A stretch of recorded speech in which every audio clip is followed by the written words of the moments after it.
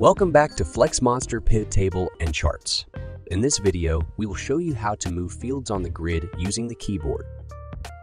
All further actions will be performed only via the keyboard. On the lower right corner of the screen, we will display the keys that are active at the moment. Now, you can see the focus on the top left tab of the toolbar. It is visible when you enable our accessibility mode. To do it, click on the grid and press Shift 3 times. Let's try the accessible drag and drop feature.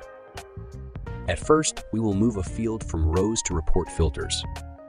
Use the Tab key to select the business type field.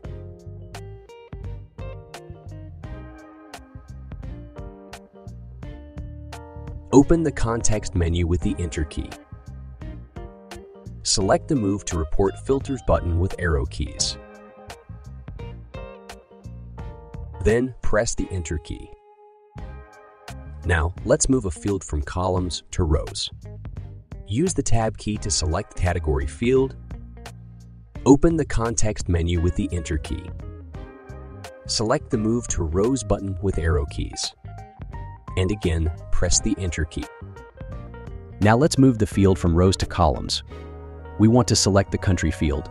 For this, we need to move the focus a few elements back, so we use the Shift and the Tab keys at the same time. Open the context menu with the Enter key. Select the Move to Columns button with arrow keys. Press the Enter key. Finally, let's remove a field from the grid. Use the Tab key to select the color field. Press the Enter key to open the context menu. Select the Remove Field button with arrow keys. Press the Enter key. That's it.